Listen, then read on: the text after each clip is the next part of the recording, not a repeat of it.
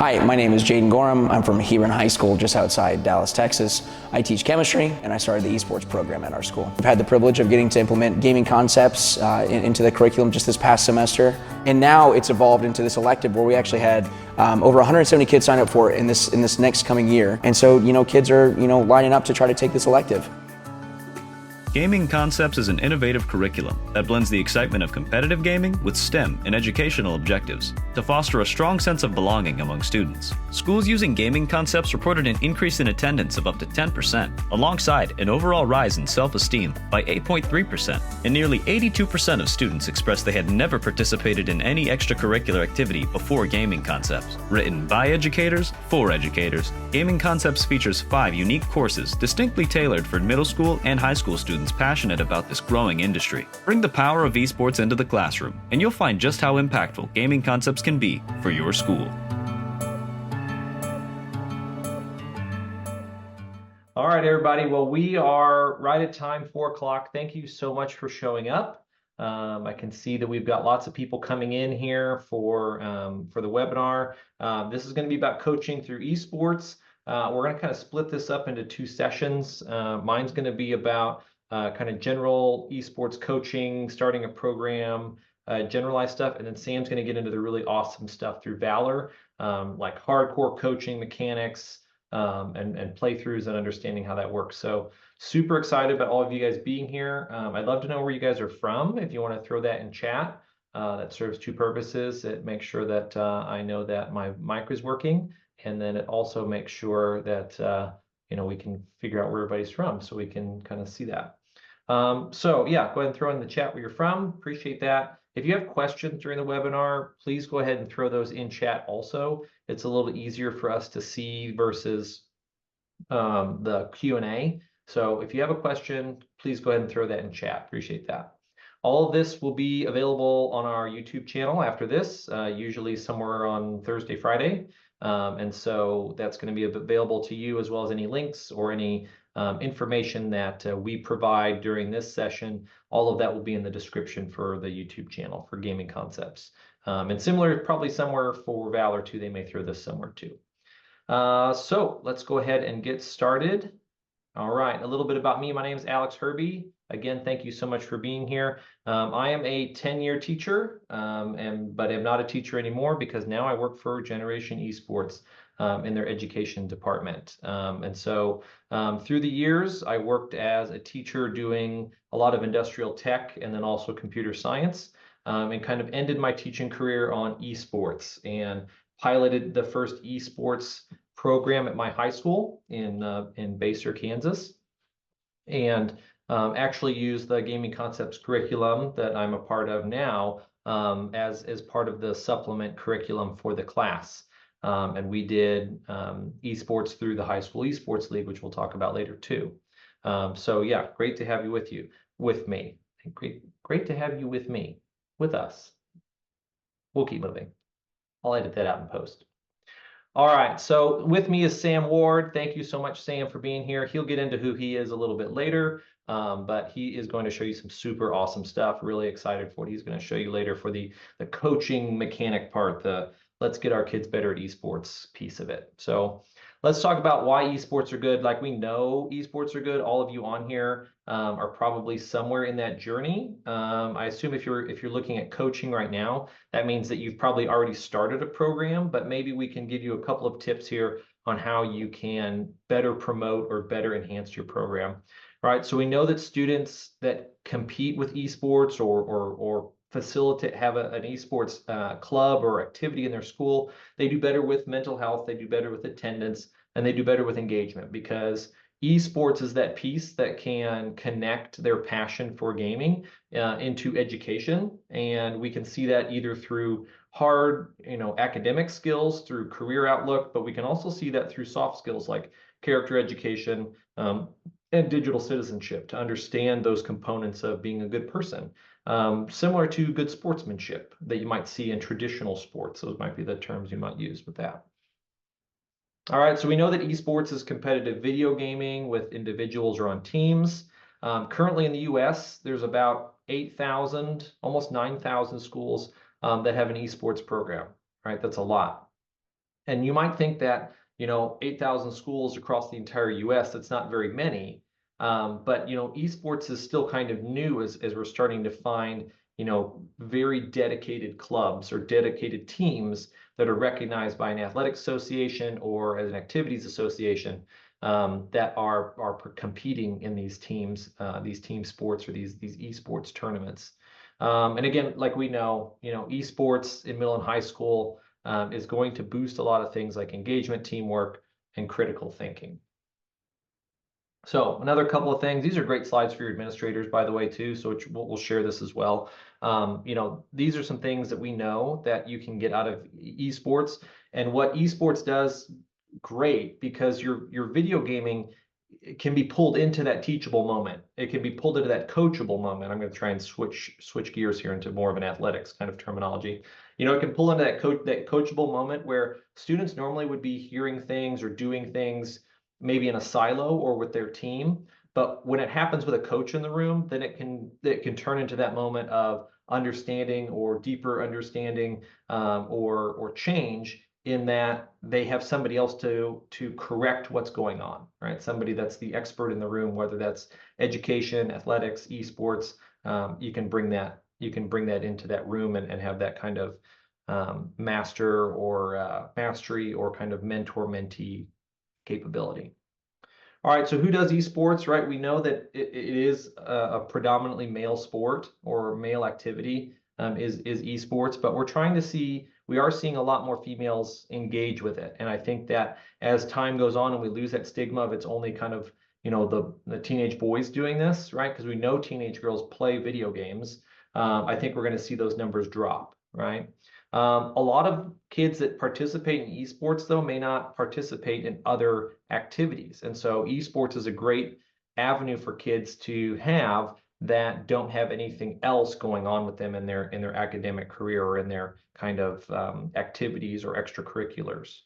A lot of them may be failing one or more class, and about 10% of your school is going to want to do this. And we find that number pretty reliable across the country for our numbers.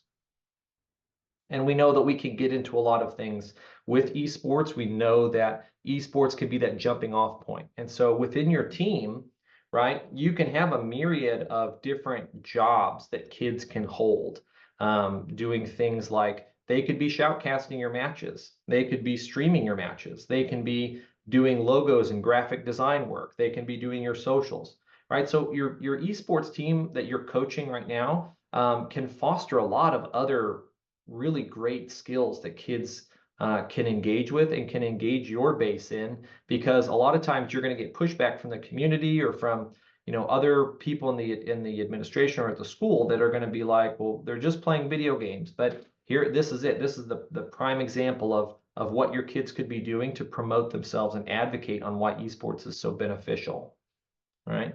So you want to have that engagement, equity, career readiness. And you want to share those with the stakeholders, because if you're starting a program, then that is something that you need to hit hard from the beginning, that this is not just playing video games. There is a purpose here, right? It's going to be similar to playing basketball. It's going to be similar to playing football, any of your traditional sports or after school activities. There is a component in there that students need. It's community, it's teamwork, it's collaboration, it's communication, right? It's soft skills. It's a lot of things that kids are going to get out of it. And this is just the avenue that we're going to use, which is video games, right? So you can see here, there's a small case study here. Schools in Illinois can report a 12% increase in attendance. Attendance is big in the US. We have an attendance problem here in the US. And so esports can be that driver, even if it's only for your team, much like your football team requires players to be in attendance to play and practice, then you can do the same for your esports team as well. All right, so let's talk about your, kind of baby steps here on setting up an esports team, right? Number one, talk to your administrators, right? You definitely need to chat with your administrators about what you're going to be doing. Don't just start something for sure and pretend that it's going to work. Saying sorry after the fact is not gonna fly, especially with the way Many districts have IT set up. You're not going to get anywhere anyways, right? So talk to your administrator and talk to your IT team or your IT administrator, because they are going to be the ultimate gatekeepers for this program because of the amount of ports and the amount of tech, the amount of sites that are going to need to be supported by them. They need to really be on board with you as well. And so if you're thinking about starting this, the holiday season is upon us. A great idea would be to give those IT people a nice gift for Christmas in hopes that they'll unblock the ports you need. So just a little tip from somebody that's been there. Check your students, right? They're going to be the ones that are going to be involved in this program, and what they want to do, what they want to play, what types of players they're going to be, can help you identify what kind of games you want to do. And then finally, if you're going to be the coach, great, you've identified yourself, but maybe there's a strong player that wants to also be some sort of co-coach or manager. These are great leadership roles for students to have. So maybe it's another student that isn't going to play, but wants to be, kind of almost like an aide, an esports aide or something like that. Can be a great opportunity for students to have that kind of leadership role within your organization. Now, equipment needed, right? If you're going to really go after esports, you're definitely going to want PC setups. Is that completely required? No. A lot of schools have a lot of success with console or through Nintendo Switches, which have a much smaller impact when you're starting out. That Switches are only about $250. You might get away with that in a game for about 300 or so. You can get away with some of these costs being a lot lower if you aren't going full on with PCs. Now, talking about PCs, if you're starting a program, a lot of you may have areas in your building that have a computer lab that might be used for video editing, for journalism, for CAD in the shop. Those are great PCs that could be used for gaming. They're great for gaming. They've got a lot of good components in them. Instead of having to buy all brand new stuff. And so keep that in mind, that you can repurpose until you show how awesome your kids are doing or how well your kids are doing to the board or to the administrators, to say, hey, invest in us. We're doing such a great job. Let's get some computers of our own. Right, and here's what I showed you just a second ago talking about. So, when you get students involved in your program, your team, your club, your activity, right? Put them to work, right? They can't all play games at once, maybe, right? Or maybe not all of them want to play games. You're going to have those kind of drifters that come into the room that aren't doing anything. They want to come and watch. They want to be there with their friends. And my advice to you as somebody that's been through this, don't do that. Do not let kids just come in to socialize. You wouldn't let kids come to the football field and socialize with the players playing, right? Everyone on that field has a purpose, right? And do the exact same. If you want to be here in this room, you want to be part of this program, you want to be here with your friends, you're going to work and you're going to do something. So you can see here, right? One of the kids can be president, vice president. Somebody can be in charge of social media, team captain, game expert. You'd be surprised that some game experts don't necessarily want to play. Like they play on their own by themselves at home or something like that. But then they can really teach your kids everything there is to know about where drops are, what corners you need to watch out for, because they love the meta on these games, and they are all about it, and they can be your kind of game expert. All right, selecting appropriate games. Don't be fooled by what the kids tell you. Definitely don't do that, right? The kids will tell you, oh, my parents let me play it all the time. Everyone plays it, it's fine. No, don't do that. Games are rated just like movies. You got to stick to those ratings, okay? Everywhere from E to T to M, right? These are labels that are put on so that you know exactly who should be playing these games, right? Easy ones that you can get through very simply. Rocket League, I believe that's an E for everyone game. Super Smash Bros might be E10 maybe for Smash Bros. It's a pretty low rating. Minecraft is going to be an E, right? Other games, like if you're talking about Halo, or you're talking about Apex Legends or Valorant, those might have a T or teen rating. So just check that to make sure that you're complying with who can play these games, and that also your administration and parents are comfortable with that. So a simple permission slip if you are unsure, but definitely talk to your IT team. I definitely talk to your administrator about what games you're thinking about. And don't just go in there and say, we're going to play these games. Have a dialogue, because if your IT person and your administrator feel like they're part of the conversation, they're much more likely to endorse what you're talking about if they can have some say. And there's a lot of other games that you can play through esports. Through High School Esports League, we also just for this year, we just opened up GeoGuessr. If anybody knows what GeoGuessr is, it's a pretty popular game right now. We also have chess. We also have our own Minecraft system, but we have some games that don't rely on any type of violence or anything like that, if you think that's going to be a concern. Another one is obviously Mario Kart and Rocket League. All right. So typically when you're doing esports, you join a league, right? And leagues are kind of tournament operators, and they make sure that the games get hosted. You're able to log in, they find you a match, and that you are paired up with somebody on an even playing field, right? Some states have their own leagues. Many states in the US actually do. So you might join a state league. Otherwise, you could join a league like ours, High School Esports League.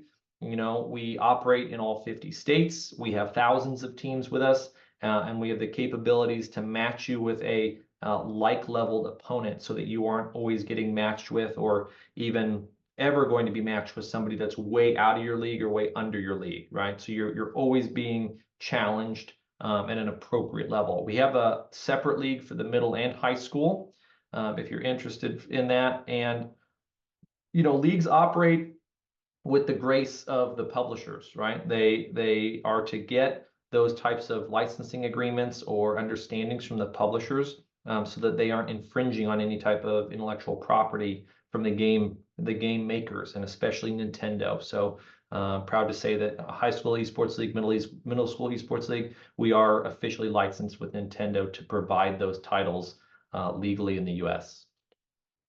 There's a lot of different seasons for different types of games, and different types of leagues. So each league will have a different type of play schedule, but just know what schedule is going to work for you, and that'll be on their website. So you have fall, winter, spring. There's like sometimes little splits, like a little summer league, or you might have a little winter breaks league. Or schedule. Those are fun things to jump into. Have your kids switch something up, maybe change the game that they're doing, and just provide that kind of all year round access or competition. All right, just real quick, so you can kind of check out what we offer through HSEL. So you can see we have fall season, winter season, spring season, and then we have our nationals in May, June, if you are able to make it there through playing. Same with middle school esports league schedule, fall, winter, spring. You can see the dates there. So we offer it pretty regularly throughout the year, and most tournament operators and leagues do the same. All right. So coaching esports is a little bit different than other things, right? So when you're talking about coaching, it's similar to athletics, and Sam will get into this too, but you're looking at skill development, team dynamics, and then also mental and physical health, because so much stigma is put into esports for the unphysical aspect of it, or the innate ability to sit for 8 hours, right? As an esports player, right? You can sit there and do nothing. Well, that's not necessarily the case, because what is interesting is that you do need to focus on mental and physical health in esports, because you can't sit in a chair for 8 hours day after day or practice after practice, and can remain competitive in your game. It's all about mental and physical wellness. Also, your team dynamics. So you're going to foster team dynamics. So a lot of these team building activities or extra lessons that students can compete or can participate in together can build that teamwork, can build that camaraderie, so that they can know types of communication strategies that work amongst each other, and so that they understand how to kind of gel as a team. All right, question here in the chat. I'll get that. Are the spring premier qualifiers open to everyone? If we don't qualify, can we still play in the spring major without buying another battle pass? Justina, great question. Let me go back to that slide. In talking about the spring premier qualifiers, I am going to I'm just going to punt this question because of my I don't know this for sure, but I will email you that one for sure. However, if you have purchased the unlimited pass, that should qualify you to be able to participate in any of the seasons. I hope that answers out. And actually, you know what? While Sam is talking, I will find you the answer to that. So stay tuned for that one. But again, a good question. Thank you so much. So structuring practice schedules, and again, these are general overviews that I'm trying to give everybody, and you can expand or detract from these as needed. So when I did the esports and we were talking about it, there's not as much gameplay as people think, right? There's a lot more practice, which is gameplay, but like you're practicing a specific thing. You're not just kind of playing. And so what we like to do is we have a little 10-minute, warm up or skill drills, and that might be executing something specific on Rocket League. So you might be working on getting that initial takeoff exactly down right. So you might work on skill development like that. You might be working on a cornering. You might be working on a specific attack in Smash Brothers, something like that. Then we want to talk about and look at other gameplay, because some kids get into this mindset of playing the game a certain way, usually how they learned how to play it. And when you get kind of stigmatized, or you get kind of stuck in that box, it's hard to break out and understand a different way to play it, a different strategy. And so watching game reviews as an activity, as a team, can be like, oh wow, I didn't realize you could, it would be better for if you're playing League of Legends, cut through the forest there when you're jungling across, and that can save you a little bit of health because you're dodging this kind of tower. Or when we were when I was at an esports tournament over the weekend, I didn't know that on the new Rainbow Road in Mario Kart you can cut the track and jump to another part. I had no idea. And so these are things that you may learn through video review. Then you want to practice. Obviously, practice is important, just like any sport. And then you want to go through a debrief, and you kind of reflect on how did warm up and game review affect your gameplay today, right? Let's go back and relate these things together. And you definitely want to get in there as many times as you can. 2 to 3 times a week is great. Your matches could be in there. We facilitate matches during the week, and after school in an after school capacity. So trying to get in there and get these kids engaged as many times as you can during the week is great. All right. So because kids are going to be online, right, they need to be safe. So just understand those things. Your district's more than likely going to block a lot of things that students would normally access at home for communication. So more than likely your kids are going to ask to be on Discord, and more than likely your district's going to say no, or it's going to be blocked. So understand that there needs to be some sort of communication tool used and sanctioned by your district, whatever that's going to be. Just make sure that you are transparent and you ask about that and talk to your administrators about that. Understand privacy and toxic behavior. Make sure that if you are working in a room and you have students competing and they're playing, that maybe there is a process for if there is toxic behavior, inappropriate language that is set in your team, in your room, right? That you hear something, let's log it. Let's find out who it was, who was the person that put that in chat. Is it a student here? Is it somebody that we need to contact or report? Understand the reporting process when you're in a game, right? A lot of times that's the only way that we can be advocates for change is by reporting players that are going to make a bad choice and cause toxic behavior. Mental health, these would be great times during esports practice. Stop every once in a while and do some sort of SEL lessons. But we want to make sure that we balance our fun with our academic goals. So it should not always be focused on gaming, right? Grinding for 20 or 40 hours a week is not healthy, right? And experts would tell you your benefit is not going to be that much more if you play more, right? There's a diminishing return as you grind to do this, and there's a lot of experts and data out there to show that grinding does not work, right? So we do know that when you have an esports program, your kids are going to be more connected to each other and to your school. All right, finally, we're going to build community support, right? So host a parent night. Let the parents come in and play games. It's always a fun picture. I love it when we have esports teams that compete with us, and they've got their superintendent sitting there at one of their stations with the headset on, trying to play a game. It's a great photo. It's always funny because they don't know what they're doing. And have your kids stream it or put it up on the Facebook page for the school. Really funny, really good for kind of normalizing this program that so many kids are going to be interested in.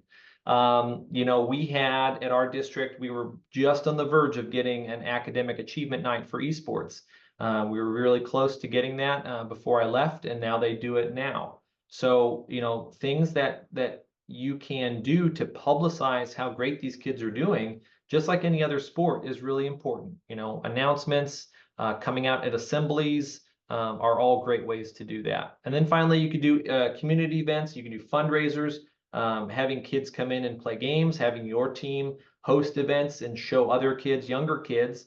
This would be a great feeder program for your team in the coming years, because as these kids come up through elementary school, middle school, you're going to want to maybe know who these kids are coming up.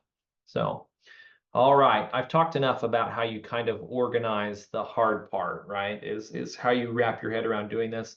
Hopefully those of you that have got something going already, maybe you've learned something, hopefully something a little bit new, but maybe you're waiting for the next part of this on the micro macro coaching strategies. Oh, good. Oh, this is a good one. Yeah. Any esports specific fundraisers that you would recommend?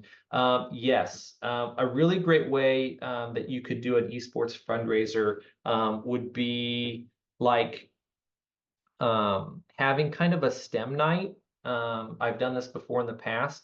Having a STEM night and then having very similar to where you have students.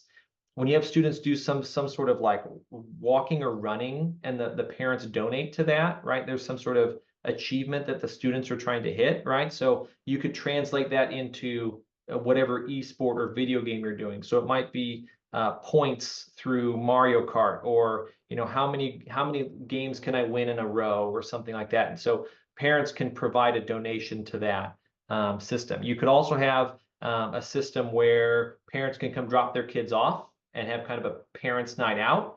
And the teachers at your building could supervise students game playing for 2 hours while the parents can go out and have dinner or something like that. And it's basically like a babysitting session. I've seen those pretty popular systems like that. But anyone else here on the call, go ahead, please. If you can help Adam out with any specific fundraisers that you would recommend, would be great. Another more expensive one, but could be beneficial, would be if you learn it really well, our esports team will build computers for you, right? It doesn't take much knowledge to build the computer. As long as you get it down once or twice, you're doing it together, maybe with an IT professional at your district. You could build custom computers for people in the community and sell them off, because you're only looking to make a little bit of profit as a donation. And maybe through the school, you could get components a little cheaper through E-rate or something a little cheaper. So those are some good ones right there. Any other questions pertaining to starting esports leagues or joining one or coaching, kind of small steps here? Because I want to make sure I give Sam enough time to talk about Valor.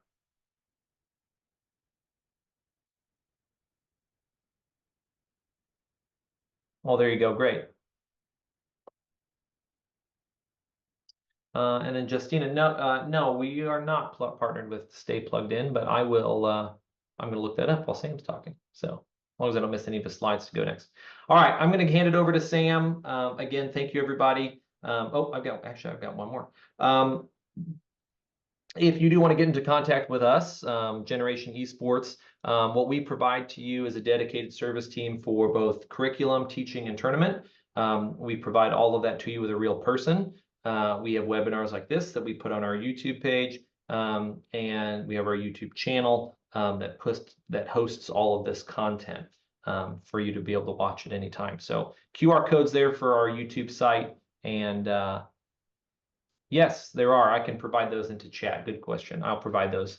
High School Esports League annually provides around $150,000 to students who compete in our tournaments in scholarship prize money. So I'll say that one right off the bat that we provide, but there are many other institutions and organizations that provide support money in scholarships. Yeah.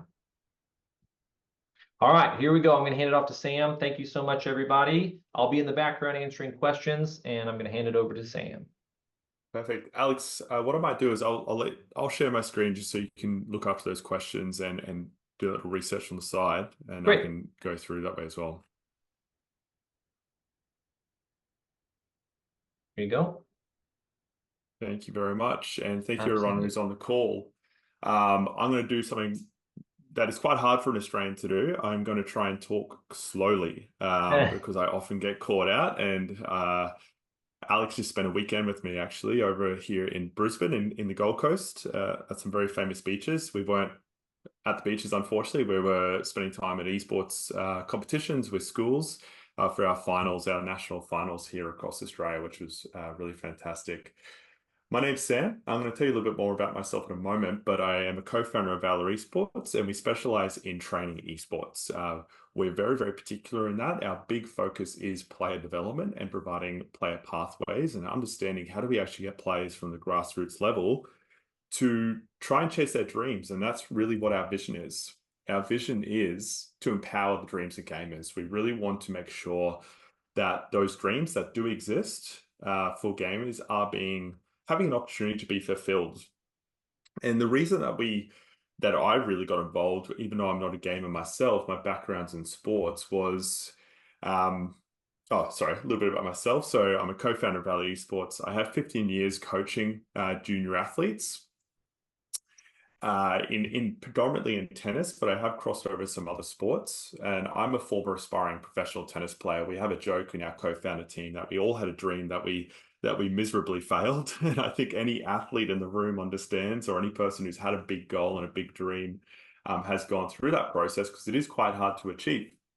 I've also had 5 years coaching educators in esports now. So I came into this industry predominantly with the research in mind.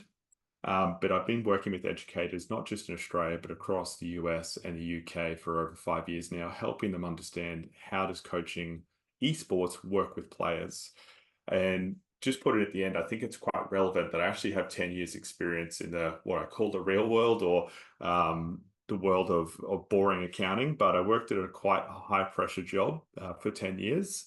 And the reason I always point that out is because I don't think I would have survived a decade within that industry of finance if I didn't have the background in professional sports, if I didn't have the background in pushing myself to the limit as a junior athlete. But what does Valor Esports actually do? So we provide schools with an esports training platform that does not require the teacher to know how to play the game. And that's something that I've been able to articulate very, very clearly over the last 12 months with what we do, because really what my experience and what my research and what my team's research came down to is educators are very, very passionate and they want to help the players get better. But there's just not possible for any teacher to know all the games at a high level. The same way, if I was to teach tennis and you asked me to teach someone how to play volleyball or baseball, I might understand the basics, but I don't know how to do it. And that's something that we just need to accept as an industry and go, well, how do we get around that? How do we make sure people have the opportunity to provide a really strong training program to kids who want to go down that avenue? I always put this up, and I know a lot of people in this room have gone and accept that esports is a real thing, but I think it's important when I talk about empowering the dreams of gamers is that we actually highlight not just the excitement about playing a game professionally, but like a lot of athletes, particularly when you get to the age of 14, 15, or 16, you do start to think about your dream in different ways. So not only being known and being successful for what you do, but also there's a monetary aspect that we need to put into consideration that a lot of the players understand. And what I've got here is just the earnings on the left-hand side of some gamers this year. So there are people out there earning over $1 million a year playing computer games. And when I hear a young person say to me, my dream is to be a professional gamer, and I hear potentially someone who hasn't been in the industry go, why would you do that? You know, it's such a waste of time. It's hard for me to argue against them when they do talk about a career opportunity. If that player did reach the absolute top of their industry and was able to earn that kind of income, then it's hard to argue against not trying to do that. And I think the important part is making sure that journey is something where they can learn along the road. We can see there's a Call of Duty player below who's earned over $300,000 this year. And on the right-hand side, we have the streaming and the entertainment side of the industry. And some of you might know Ninja, but he's one of the most famous streamers of all time. Last year, his Twitch earnings were over $6 million. And then we have Pokemon, who's also a really famous streamer below, who's earned over $200,000 this year, just in Twitch earnings, not including any other platform. So there's a monetary goal in here when we talk about success that is really important to acknowledge and understand that it's not just about doing an activity that you love, but some of these kids do actually understand that, hey, this might be my career for the next 10 years. And I need to, how do I get to that level where I can actually play at that level? And once you acknowledge that, we can start to have a more serious conversation about, well, what does real training look like? As a company, Valor Esports, we understand, and I talk about this a lot with junior athletes, that I will try to help an athlete, or I'll try and help a young person reach their goals. But deep down, I actually know what I really want to achieve, which is the data that we see from esports, which is having an involvement in an activity that they're very passionate about increases their ability to have better friendships, it increases their self-belief in themselves, and it can improve their academics. And this data was taken from Moreno Valley in South California and across 627 students. And it's this kind of data that marries up with sports that, yes, I'm going to try and make you a professional tennis player, but if you don't make it, just like myself, I hope you're robust enough and have the skills and the personal strength to be successful in other areas of your life, because you've already gone through some wins and losses personally as a young person. And that's why it's so important for us to start looking at esports and getting that development right at a junior level. And I can go through his data, but Alex already said it, that 60% of the players from that report in Moreno Valley had never participated in any other activity. So we're also able to access a lot of players and a lot of people who are currently not getting that additional support in their life that can lead to better life skills in the future, which is really, really exciting and something I'm really passionate about. That's some Australian data, essentially saying that the US data and the Australian data line up perfectly. It's not just the slight cultural differences we have. The data is the same. We have a lot of people getting more confidence and better educational outcomes in two separate countries. And I think that's amazing. So it really isn't an outlier. It's something that's happening around the world. How did Valor begin? We actually started in COVID and we wanted to find a way to train while we were stuck at home. We wanted to figure out how do you get really good at gaming as fast as possible. And over the years, we've gone through different learnings. And the big learning that we found was as we built these things for ourselves, we were able to get buy-in from schools who somehow got a hold of our training materials. It's quite a funny story. I'm going to save it for another time. But essentially, a parent who was working with one of my co-founders started using our training materials, handed it to their kid. The kid took that to school, and a teacher contacted us and said, hey, can I get more of this? I really need a hand with coaching. And what that led to us over the years is going deeply into researching what makes esports similar to sports. How can we actually train properly? And this year, the numbers are actually gone up from 1,000 students to about 3,000 students. As an Australian company, we mainly work with US schools.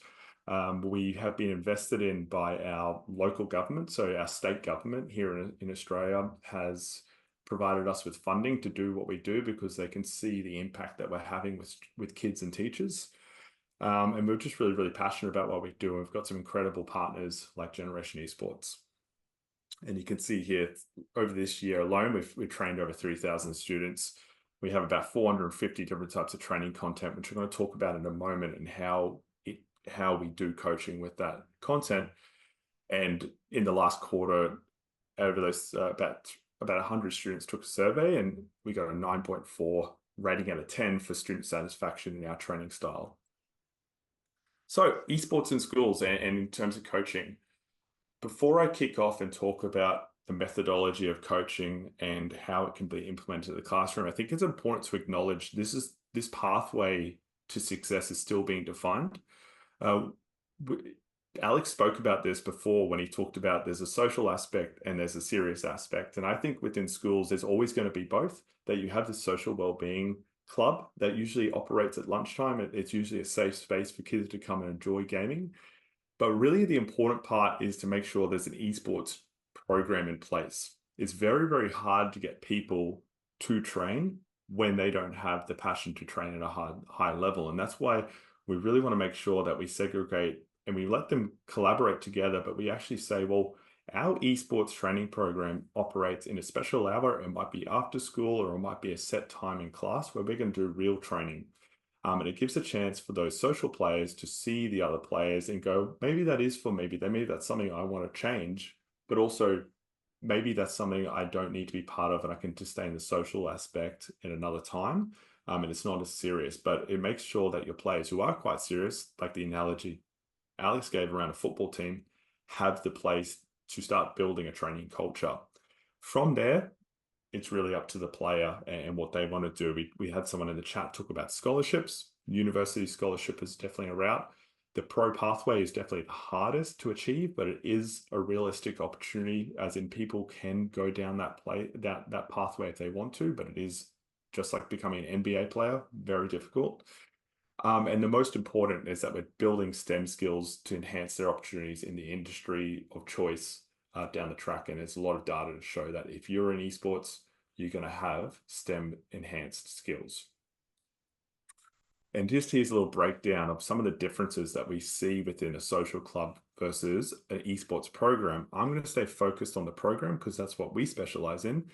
But really, there's four main pillars you need to be able to achieve. You need a curriculum that usually aligns to your STEM program. You need to have a competition. High School Esports League is a great example. And you need training, which is really what Valor Esports does. And what you do as a coach is, what does that training look like? It's before and after school. We have pathway aligned programs. It's a heightened responsibilities. Our players should actually have responsibilities like team captain, turning up on time, making sure they attend a certain amount of training throughout the semester. And it should be very goal orientated, that they should have a goal to achieve something. And it shouldn't be a competition goal. It should be a personal goal of, I would like to try and get to this rank by the end of the semester, or I should try and improve this one skill to a certain level because it's something I've been struggling with. How do I do that? And more often than not, it's PC based, because as a professional player or even at a college level, more games are going to be played on a PC. And if you're practicing on a different piece of equipment, it's kind of like practicing baseball with a stick rather than a baseball bat. You know, we need to make sure we use the right equipment to prepare for the future. And there's the analogy I just gave, that there are three parts to this, and it's glued together with technology. You need to have that technology. That's why we see a lot of schools build out an esports arena or an esports room that also incorporates engineering, orthographic design, and those different digital technologies, so it all fits in together. All right, the science of esports training. I am going to give a demonstration of our platform in a moment on purpose to show you how we fit it in to make it available for teachers to not know how to play the games. But I'm going to actually walk you through some of the research that we've done to understand esports. So what we discovered over 24 months of research is essentially what everyone kind of knows.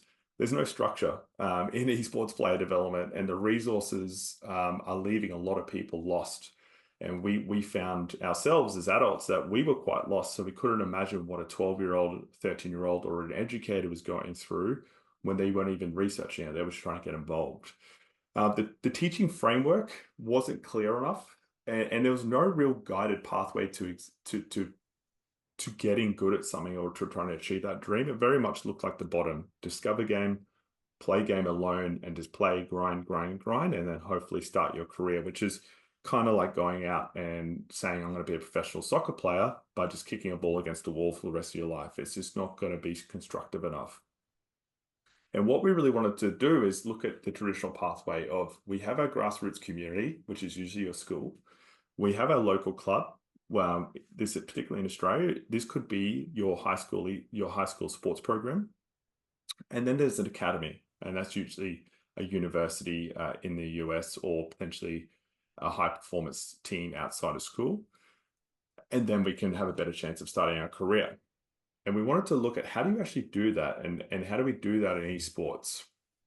The first model we started to look at is, what does sports look like in school? It's usually a structured approach. It has very clear budgeting. And the big one, it has allocated facilities. Often a school appoints a leader or a teacher or an educator who can work with a third party, or someone who specializes in that sport, and it's all segregated. Your football coach is rarely teaching your basketball team if you're at a school that's trying to achieve success in those arenas. What we found in esports was there wasn't enough expertise, because essentially the school put someone in charge, and this might be you, and then it was your job to figure out all the games and figure out what you needed to do. There was a real lack of space, which is an issue as well. And there was the unclear budgeting was a big one. What does it actually cost to run this effectively? Which is where Valor comes in. So we really specialize in democratizing training, so making training as accessible as possible and breaking the games down, but allowing the teacher to facilitate behavior management and making sure people stay on task while also improving at their game. Super flexible budgeting for schools to make sure it's really, really accessible. And it can be used not only from school, but at home as well, because we don't take any personal data on students. So it's quite safe to use. In terms of our actual model, I'm sure a lot of educators here are familiar with the competency model that exists around the world. The 4 stages of competency, what we've done is we've adapted it to more what happens in sports, which is really, there's a 4-prong approach to getting very good at a game or any kind of skill in life. You need to understand the skill, so the individual skill that exists within the activity you're doing. You need to develop that skill through drills, essentially isolating that skill and making sure you're practicing it slowly and methodically. And the next step is actually creating belief in the skill, which is putting that under pressure. So rather than doing it methodically and slowly, I'm going to challenge you to try and complete a drill in a very difficult manner. So a great example of this would be the sport of tennis. If I was teaching you how to do a serve in tennis, I would ask you to have a practice slowly. Don't count how many serves you're doing. Just practice the technique. Really do it slowly. Think about how you can do the steps that I've taught you, or in our case, the platform has taught you, and then creating belief in the skills to test you is say, well, I want you to do 10 serves in a row. And if you can't get 8 in, we're going to start all over again. So if you make 2 mistakes, we need to start again. So you're starting to put that pressure on the player without actually having to know how to do the serve. You're just providing them with some goals of what they can do.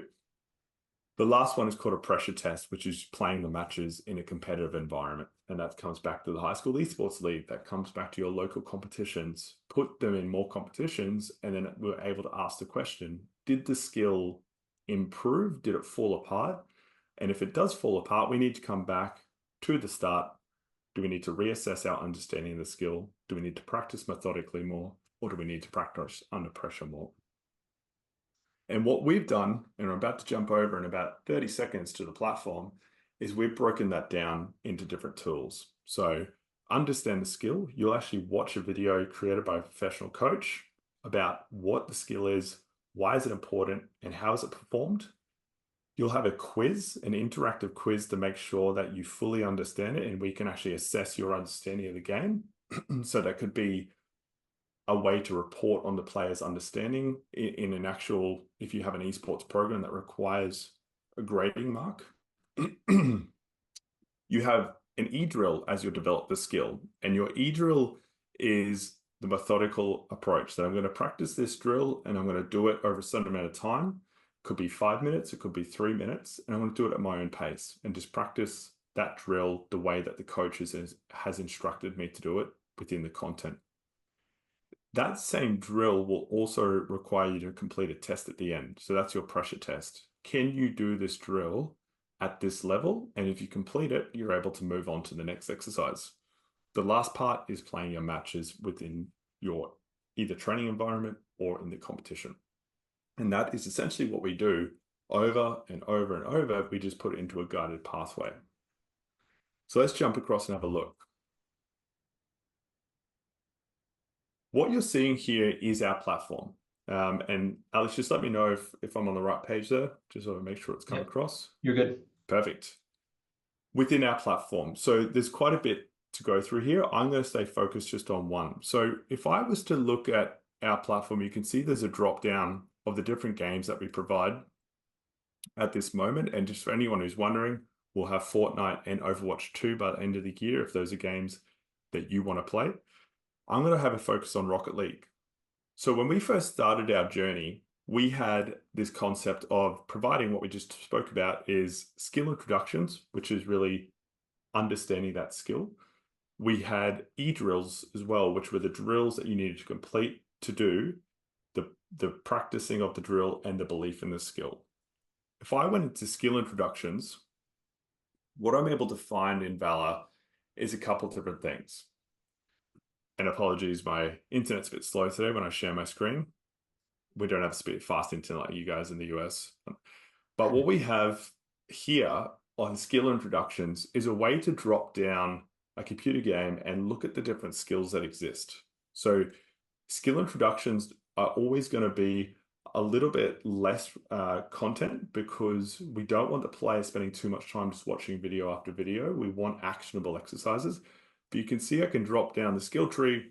I can start to go deeper into what different skills exist. Example, ground control, the shooting ground control. And then I might want to go all the way down to power shots and have a look at the different power shots. I can go into half volleys. When I click into half volleys, I'll find a video in here, and it will break down is how is the skill performed? What are the tips and tricks I need to know about doing this skill?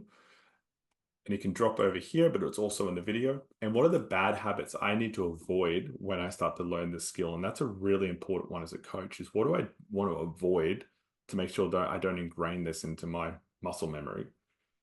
Once I've watched a video like that, I can swap across to e-drills.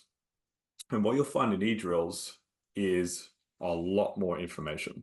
So you're going to see a lot more information. You can see even there 122 different drills for Rocket League. The same thing, I can drop that down, ground control, shooting, power shots, half volleys. And over there, I can find all the different types of shots that exist in power shots. I can go to my half volleys, which is a specific drill. The video is going to be very short. It should be 2 minutes or less. And it provides the actual training pack that I'll need if I'm doing a training pack. Not every game requires a training pack, but some of them are done in free play or the different parts of the game. What the drill will do is explain where do you need to go to practice this, so the teacher doesn't need to know exactly where to go in the game. It'll explain what the drill is and how do I practice it. And then you'll also find, once I practice that for a certain amount of time, I can do a challenge. So set a timer for 90 seconds. After 90 seconds, what was your training pack completion? I can enter this and say, well, I got it at 75% at the end of my training pack. And it will give me a result to show me if I'm improving or not. And you can see here, I got a 3.3 star rating. I'm at about advanced level, and I got the same result as the last time I did this, 75%. If that was to go up, it would show my growth. If it was to go down, it would show my decline in that skill. And I can get all that data given to me. Now, what happened over the last couple of years is teachers said to us, this is great.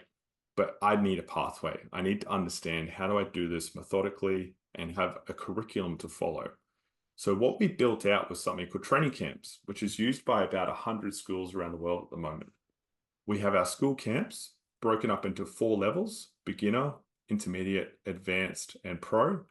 If I'm to go into one of those, I'm going to find 8 weeks of training. So they are to fulfill essentially a term of training, or what we call a training block. Each of these will allow a student to go through and watch a skill introduction. They'll have their quiz, which they can go through. And if they get it right or wrong, it'll let them know how they're actually traveling on that skill. You'll find that a lot of our quizzes have interactive content. So they'll have pictures and videos applied to make sure the player actually knows what they're looking at. I don't know the answer to this. I'm not a great Rocket League player, but I'm going to go through. And if I was to complete this, and I would get a second chance at doing all the things that are wrong.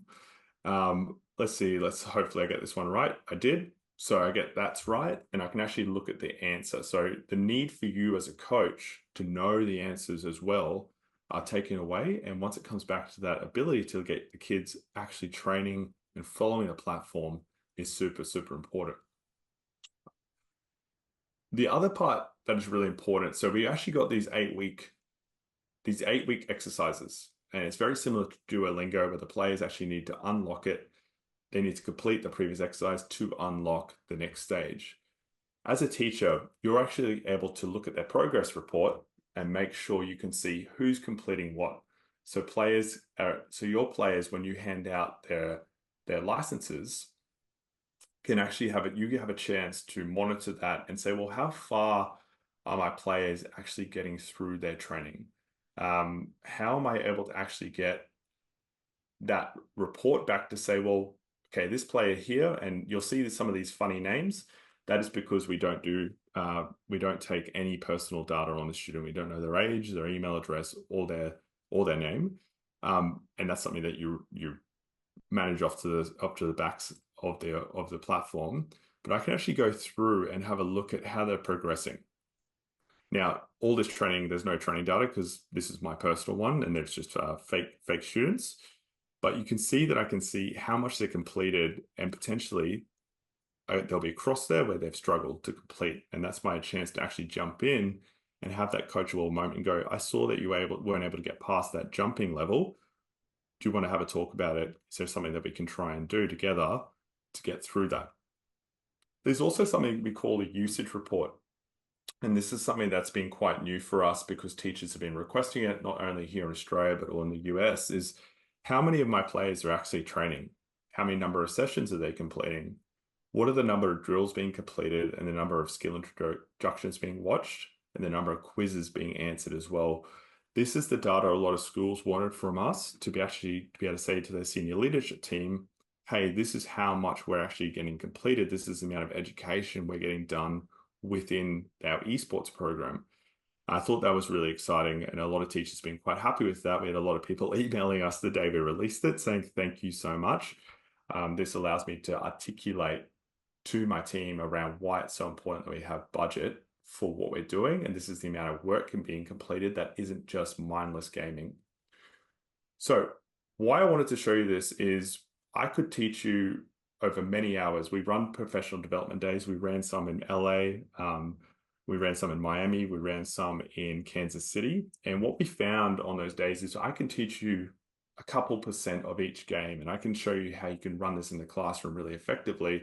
But being a teacher and the amount of responsibility and work that's already on you, we actually decided after that trip in March to take a step back and go, well, how do we have the biggest amount of impact and change the life of teachers so they can actually deliver a really high level program without having to go home and try and practice the game themselves? This is where we're at. We want every single game to have a curriculum. We want every single game to be something that you can report on and understand. And the next step that's coming out is we actually want to make sure that the teachers understand how much a player is improving and being able to help them manage that progress, once again, without being a professional player themselves. To finish with, For anyone that is interested in having a go at this, something that we're really proud of at Valor is not pushing people into do things they don't want to do. Our partnership with Valor with Generation Esports means that anyone here or anyone part of Generation Esports or who works with Generation Esports can get an 8-week trial in 2005. So you can have a whole term essentially, or a whole 8 weeks to practice with it. My team and I, it will most likely be myself, will provide you with fortnightly support to talk to you for 15 to 30 minutes, depending on how long you would like, just about what's working and what's not working, to make sure that it fits into your club culture, to make sure that we can make sure that you're getting the most out of your training. The last one is no pressure. We want to work with you. We don't want to push you. We want to help people improve the lives of these gamers. And we understand that's going to take patience. And we understand that it's really, really important that we take our time with this. And that's why we want to give you a long-term trial so you can work out what works for your school and how best can we help you with our platform. The last part is we're only able to take 25 people per term. So that's every 10 weeks. And that's just so we can make sure we give everyone the right amount of support. So if you would like to do this, please talk to Alex. And I would love to work with you guys. And I believe I'm going to be coming back to the US next year. So hopefully if you're in our programs, I can come visit you as well. So thank you very much. Thank you, Alex. Absolutely. Thanks, Sam. Appreciate it.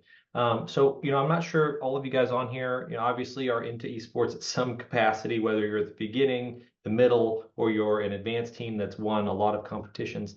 I've tried other training platforms, and you may be using other training platforms. So hopefully you've liked what you've seen with the ability to train, because, when we get asked to do these esports programs, or you wanted to start an esports program by yourself or whatever, however you came into it, it's always that you are that gatekeeper of all the knowledge, right? And the expectation of you, though, is that you know all of these games, right? So you're fanned out over Rocket League, Mario Kart, Super Smash Brothers, Valorant, League of Legends, and you can't coach all of those, right? You can maybe manage team dynamics across all of them and do team building and kind of coachable moments, but you can't effectively coach 5 sports at the same time, right? It's impossible. And so the great thing about Valor is that it breaks it down. It lets the kids do it themselves.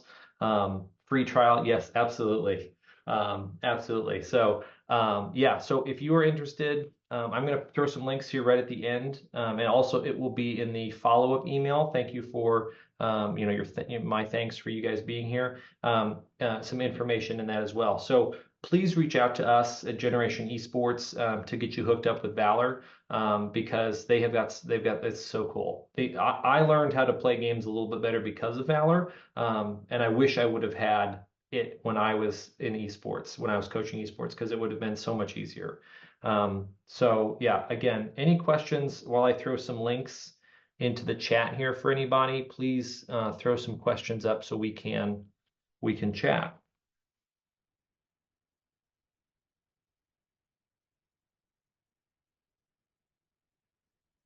No, I mean, that's okay. That's okay. So I'm just going to throw, again, our YouTube site is going to be on there. That's where this video is going to be. I'm going to throw the site up for HSEL if you're interested in competing in the High School Esports League. And then there's Valor's Esports League. Yeah, Anthony, great question. Let's chat. So if you on your registration said that you'd like more information, you will get a follow-up email to chat with somebody about any kind of pricing, because it does vary based on your situation. Like there's a lot of different options, and so I don't want to blanket with anybody on pricing. So, but we are happy to get with you. So, and Anthony, if you answered opposite, I will make sure that you will get information from somebody. So. I know not everybody realizes what they want when they register for a webinar, if they want information. Yes, Nick, absolutely. There is a great bundle that comes with Valor gaming concepts, HSEL passes all together, I think even with switches, like all together, I think. There's some great stuff. So yeah, you'll get some information. I will have whoever your representative is for your region of the country will reach out to you. Again, thank you so much, everybody. I appreciate you all being on here, learning with us about esports coaching. It is a tough gig. whether you signed up here for yourself, or you were, voluntold to do it, or you were, assigned it. I appreciate what you're doing for kids, and hopefully you can see that too. Hopefully it's something, at least one of the better parts of your day. It usually was for me, getting to hang out with my esports kids. So again, thank you so much for what you do for kids. Thank you so much for being on here. And you guys have a great rest of your evening. Thanks. Thank you, everyone.